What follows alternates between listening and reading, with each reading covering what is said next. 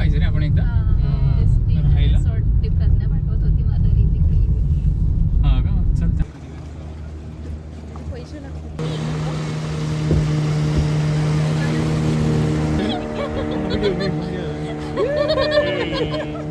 सरळ सरळ स्टेबल.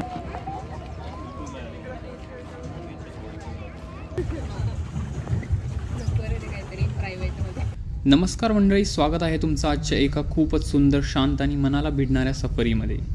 आज आपण 4 वाजता रावेतमधून निघालो आहोत एक छोटासा पण आठवणीत राहील असा रोड ट्रिप करायला, ते म्हणजे कासरसाई डॅमला. हा व्लॉग खास आहे कारण इथे तुम्हाला मिळणार आहे निसर्गाच्या कुशीतलं शुद्ध सुकून, गावाची उबदार हवा, सुंदर दृश्य आणि एकदम सिनेमॅटिक अनुभव. आता आपण रावेत सोडून मामुडीकडे जातोय. संध्याकाळची थंडगार हवा, सूर्याची हलकीशी ऊब आणि गोल्डन आरचा मऊ प्रकाश, हा मोमेंटच वेगळा असतो. गाडी पुढे पुढे जाताना शहराचा आवाज कमी होत जातो आणि निसर्गाचं संगीत ऐकू यायला लागतं. रस्त्यावरचं शांत वातावरण, झाडांच्या पानांची सळसळ अगदी मनाला सुखावणार आहे. मामुर्डीमध्ये येताच दोन्ही बाजूची ग्रीनरी वाढायला लागते. यावेळी सूर्य खाली झुकत असतो आणि त्याचे किरणे जमिनीवर, रस्त्यावर, झाडांवर ज्या पद्धतीने पडतात ना, एकदम गोल्डन पेंटिंग केल्यासारखं वाटतं. कधी कधी वाटतं आपण फक्त प्रवास करत नाही, तर निसर्ग आपल्यासाठी दर 2 मिनिटांनी एक नवीन दृश्य तयार करतोय. मित्रांनो, आता आपण शिरगावमध्ये प्रवेश करतोय आणि इथे पाऊल टाकले की तुम्हाला सर्वात आधी जाणवते ते म्हणजे इथली स्लो लाईफ. गावातलं शांत वातावरण, रस्त्यावर खेळणारी मुले, घराबाहेर चूल पेटून बसलेली माणसं आणि अंगणात सावलीत बसलेले म्हातारे. जगण्याचा वेग इथे अगदी वेगळा आहे. शहरात आपण धावतो, इथे लोक जगतात. इकडची हिरवळ, चुलीचा धूर आणि मातीचा सुगंध हे सगळे एखादी छोटीशी कविता जिवंत करतं. थोडं पुढे गेल्यावर दिसतो तो साखरेचा कारखाना. कारखान्याजवळ उभे असलेले उसाने भरलेले मोठे ट्रक्स आणि त्यांचे दणदणीत स्पीकर्सवर वाजणारे हेवी प्लेलिस्ट. अगदी गावातील मस्ती आणि रस्त्यांची जंगली एनर्जी एकत्र येते असं वाटतं.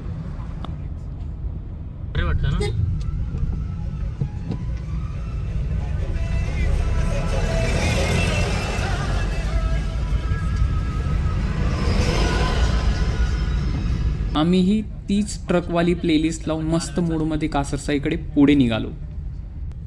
खबडक खबडक घोडोबा, घोड्यावर बसला लाडोबा, लाडोबाचे लाड करतय कोण, 2 मावश्या आणि आज्या 2.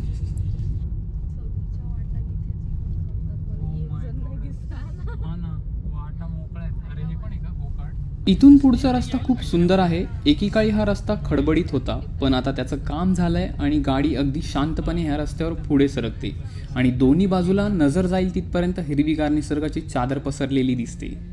हे दृश्य पाहून मन मोकळे होते आणि जणू निसर्ग आपल्याला हळूवार सांगतोय असं वाटतं की गती कमी करा आणि क्षणांचा आस्वाद घ्या. तर मित्रांनो, अखेर आपण पोचलोत कासरसाई डॅमला.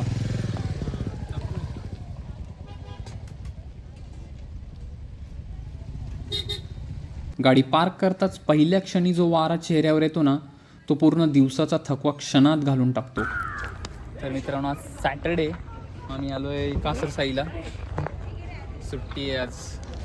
सुट्टीचा काहीतरी उपद्व्याप करायचा होता, म्हटलं चला जाऊ.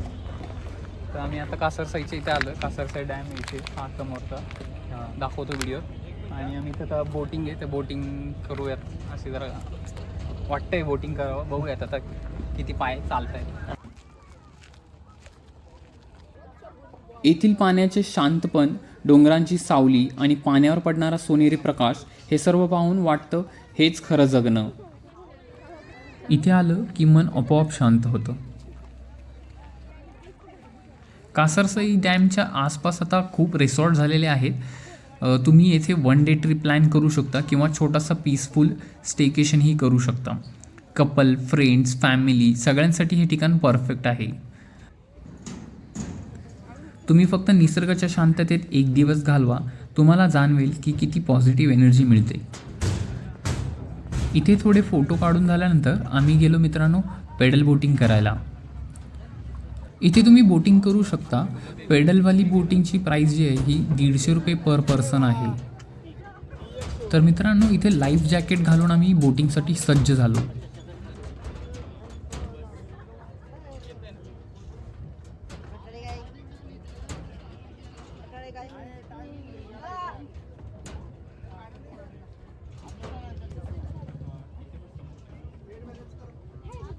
पाण्यावरून जाताना दिसतं आकाश हलकं गुलाबी होतंय. सूर्याचं प्रतिबिंब पाण्यात चमकतंय आणि डोंगरांची सावली हळूच पसरत चालली आहे. बोट हळूहळू पुढे जात असताना हवा गार होते, आवाज कमी होतात आणि एक अशी शांतता मिळते जी शब्दांनी समजावता येणार नाही. असा मुवमेंट शहरात कधीच मिळत नाही, हा निसर्गच देऊ शकतो. बोट पाण्यावर हळूहळू पुढे जात होती आणि त्या शांत लाटांसोबत माझं मनही शांत होत होतं. असं वाटतंय जगाच्या धावपळीपासून, डेडलाईन्सपासून, स्ट्रेसपासून क्षणभरासाठी का होईना पण मी लाईफच्या या न संपणाऱ्या रेसमधून बाहेर पडलोय. हा क्षण, ही शांतता मला स्वतःकडे परत नेत आहे. गेल्या काही दिवसांचा गोंधळ, धावपळ, ताण या पाण्याच्या आवाजामुळे जणू धुवून निघतोय. कसं वाटतंय ऋषा? असं वाटतंय मस्त समुद्रात आलोय पायरेट्स ऑफ कॅरिबियन. आता फक्त आपल्याला लुटेरे, समुद्री लुटेरे. डोळ्यांसमोर फक्त पाणी, डोंगर, सूर्याचा गोल्डन प्रकाश आणि मनात एक खोल शांतता. ही बोट जशी पाण्यावरून सरकते तसंच मीही माझ्या धावणाऱ्या मनाला थोडं थांबवतोय. टर्बो स्पीड चालू करू आपण.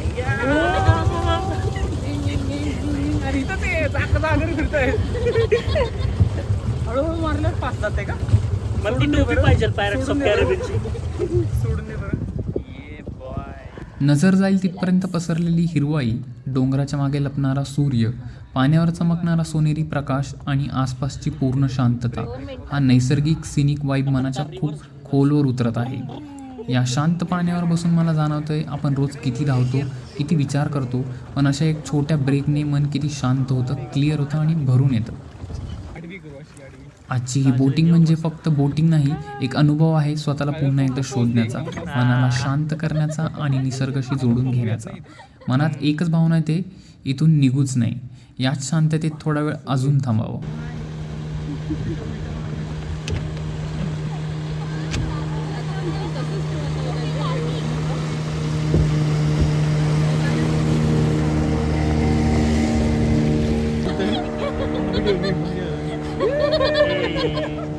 सरळ सरळ स्टेबल करा, स्टेबल.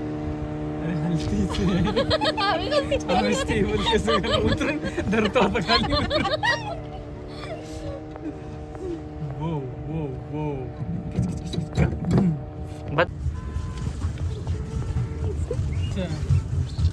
कारण की मी मारलं नाही तरी तो मारतोय, माझे पाय फक्त त्याच्या आहेत.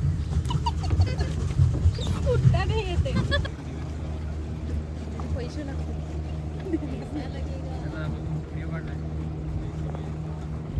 काढ बघ तुला काय आडवा वाटतं. काढ काहीतरी यो यो मॅन,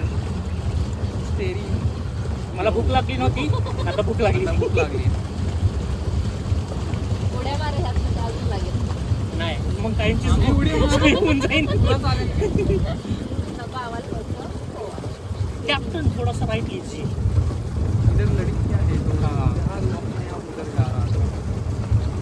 वाह क्या स्पीड पकड़ा है. धूम धूम.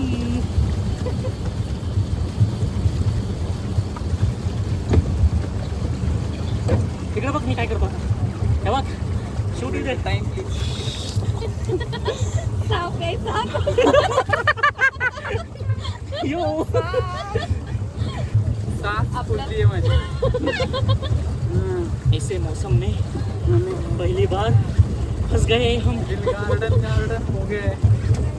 बोटिंग संपून फोटोज व्हिडिओज सगळं आटोपून आम्ही 6:30ला रवानगी केली रावेतकडे. परतीच्या वाटेवर आमच्यासमोर एक अप्रतिम सनसेट होता. आकाशात केशरी, गुलाबी, जांभळे असे रंग एकत्र मिसळलेले होते आणि आम्ही गाडी चालवत ते दृश्य बघत निघालो. एकदम शांत, दिव्य, जादुई. तर आजच्या ट्रिपने इतक्या सुंदर मेमरीज दिल्या की परतताना वाटले अरे अजून थोडा वेळ इथेच थांबावे का. निसर्गातले हे अनुभव खरंच मनाला शांती देतात. तर मित्रांनो, हा होता आमचा कासारसाई डॅमचा एक छोटासा व्लॉग. जर तुम्हाला हा व्लॉग आवडला असेल तर लाईक, शेअर, सबस्क्राईब करायला विसरू नका. पुढच्या सुंदर सफरीत लवकरच भेटू. तोपर्यंत निसर्गाच्या कुशीत रमून राहा. बोटिंगमध्ये तिथं फन केलं ना आपण.